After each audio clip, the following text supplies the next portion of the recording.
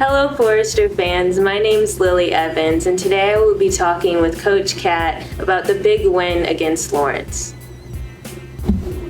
What did you do differently after watching film to improve during this game? Yeah, I think some of the things we saw in that week one film were the small differences between a successful play and a not successful play, and how in a matter, they say football's a game of inches, and we're proving that in week one. I think that other things we did is we had a few tweaks in our run game for who we were playing this week. That paid off, in strong dividends early in the game. I think defensively, we were pretty strong against Wisconsin Lutheran, but we were giving up yards and we were going to have some first downs. And I think coming out this past Saturday against Lawrence, we were hoping to really kind of key on putting them behind the sticks as often as possible. And I think one of the things you saw, I think they had 38 total plays, but we had 13 tackles for a loss. So we were actually making plays on their side of the line of scrimmage, and that's what we want to do. We don't want to be catching; we want to be attacking on defense. And so, they used to say the best defense is a good offense. Well, for us, it was getting on their side and being aggressive and doing it that way, not sit back, catching, and waiting. So your special teams had a really great game. Can you tell me a little bit about some of the best plays?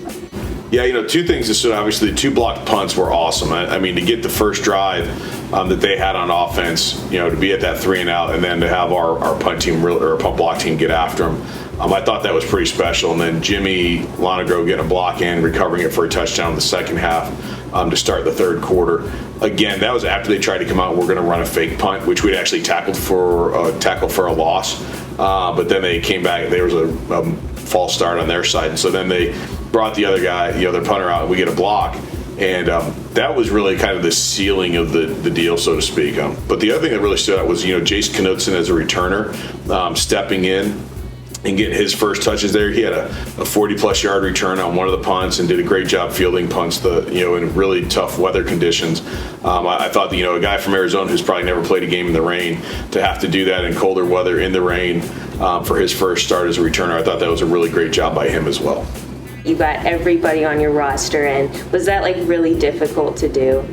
Yeah, it's one of the reasons why we bring everybody to every game, because you never know when those opportunities are going to present themselves. A lot of schools have travel parties of 55 to 65 guys, and so they're leaving 40 guys. So this might be their chance to play. And one of the things I commend the college for supporting my goal to have everybody at every game. And on Saturday, every single healthy available player played in the game. Now, logistically, that's a nightmare for the coaches, because we're literally on the headsets trying to figure, okay, has this guy got in? Has this guy got in? Who else needs to get in at this position? And there's only so many possessions in the second half when you're up like that. And so we started actually subbing after the first drive of the third quarter.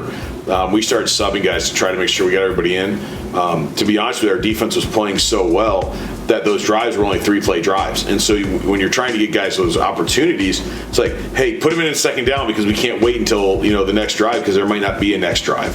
And the clock was running, and so it was a great experience for our guys. I think one of my favorite stories of the last 2 weeks is that Moses Malimba, who's one of our international players, a week ago against Wisconsin Lutheran, it was the first football game he'd ever been to as a member of our football team. And then yesterday, he got to play in his first football game ever as a true freshman. He got to line up there at slot, and we ran the ball, and he was blocking. He was blocking really well. So he definitely has learned a lot in the last 4 to 5 weeks. But there's just a really cool experience to see that joy that a lot of times we as college coaches don't get to see, because guys that we recruited have played. He was a rugby guy who came from the UWC schools, and so for him to get a chance to play in an actual game yesterday, that was pretty cool for a lot of guys on our team to see.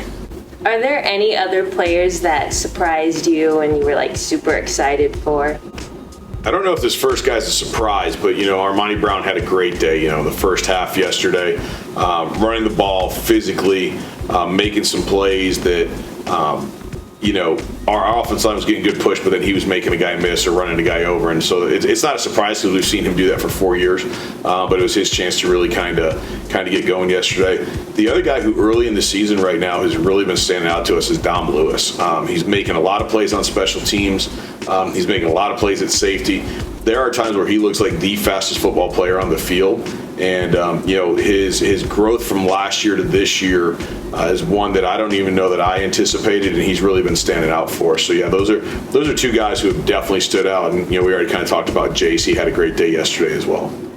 Last question, what are you doing to prepare for Knox next week? Yeah, so today's Sunday, obviously, so it's a big film day for our coaching staff.